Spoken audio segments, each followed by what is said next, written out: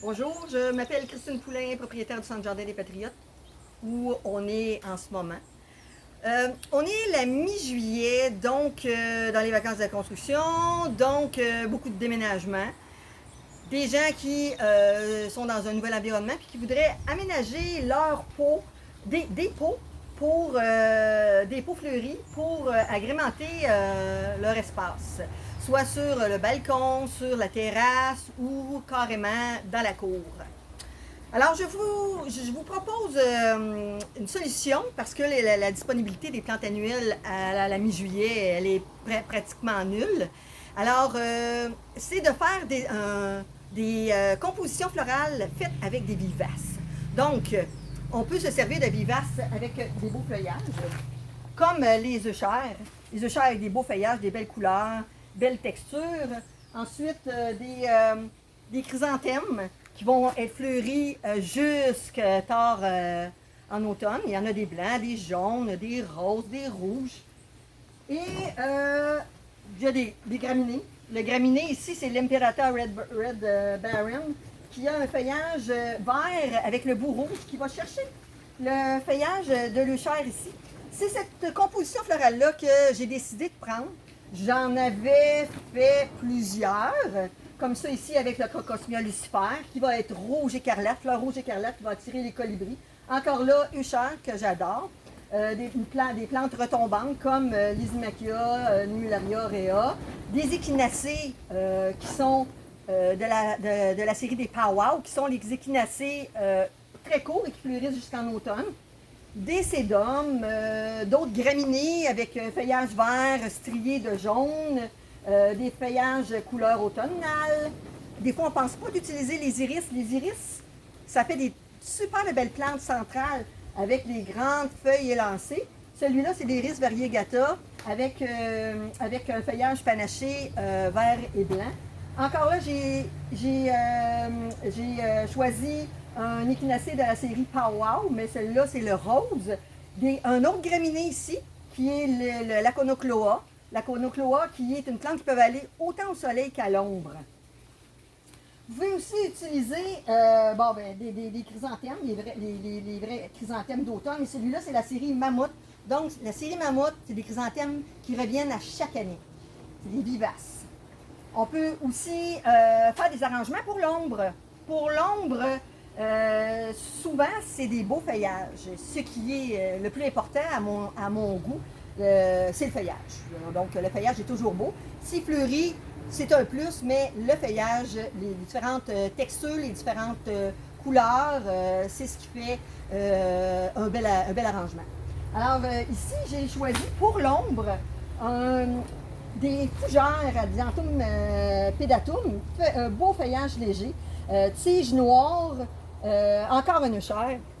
J'en mets pratiquement dans tous les euchères, c'est dans mes plantes préférées. Et Vinca Illumination qui fait ressortir ce qui donne de la lumière à l'ombre.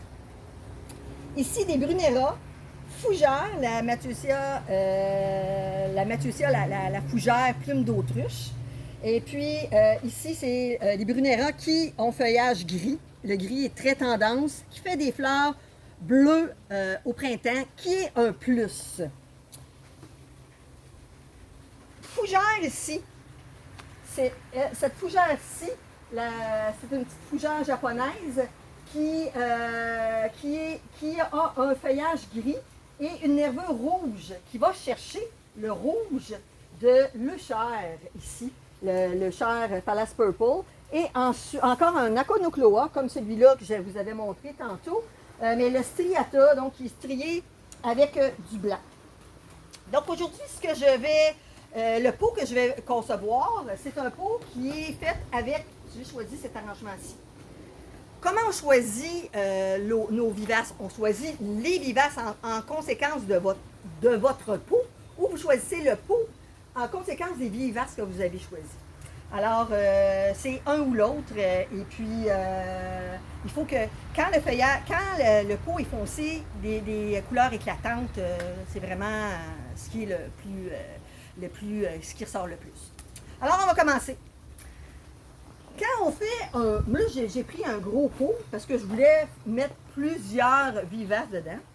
Et dans le fond, j'ajoute du compost pour que les plantes, quand ils vont avoir fini de faire leurs racines qui sont en haut, vont s'en aller profondément, ils vont pouvoir aller puiser les nutriments dans le compost. Alors, on met du compost dans le fond. C'est important d'avoir un compost qui est sans mauvaises herbes. Parce que,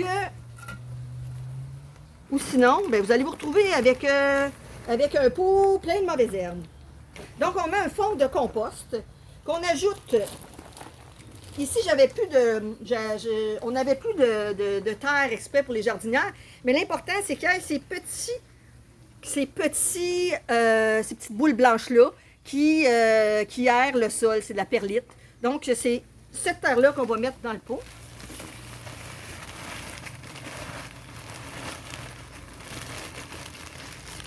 Donc, je vais essayer mes plantes si j'en ai trop mis ou pas assez mis de terre. Parce qu'on voit que les pots, c'est quand même des bons pots. Donc, je vais mettre le chair comme ça. Je vais mettre le chrysanthème. Et puis, je vais mettre le graminé, l'imperata. Fait que là, si je vois qu'il y a un petit peu trop de terre, on enlève un petit peu.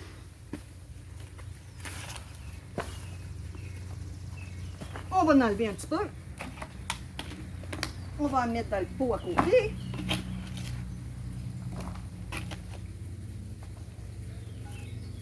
On essaye ça. Un petit peu encore.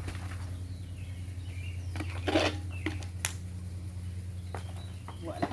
Alors, ici, la chrysanthème, c'est, ou chrysanthemum ou le canthemum, c'est la Whoops Daisy. Donc, communément appelée Marguerite. Mais c'est la petite compacte. C'est pour ça que je l'ai choisie.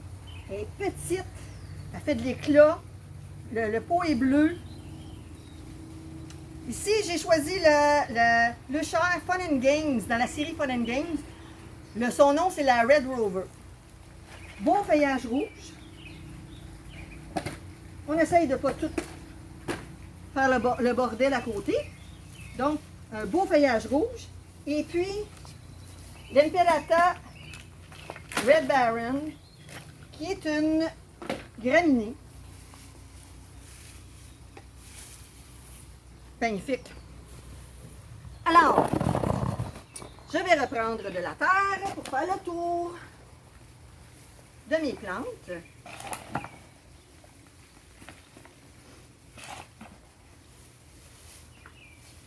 Il faut que toutes les racines soient cachées, mais il faut laisser quand même de la place pour pouvoir arroser. Quand on arrose, on arrose. Du petit arrosage superficiel, c'est pas bon. Donc on arrose et on laisse sécher un petit peu, puis on réarrose. L'important, c'est de ne pas laisser sécher complètement, mais de ne pas non plus trop arroser, donc laisser les racines dans l'humidité toujours, ça fait pourrir. Donc là, j'ai fait un petit dégât. Idéalement, ça va mieux quand on met dans un pot à côté et qu'on... Là, je vais le tourner.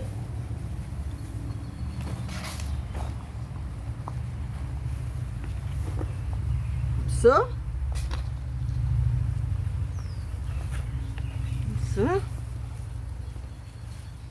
On pousse la terre parce que quand on va arroser, on ne veut pas que ça descende.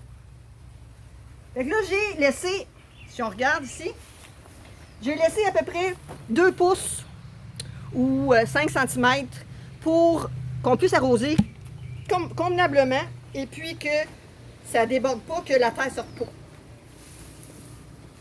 Alors voilà, c'est pas plus long que ça.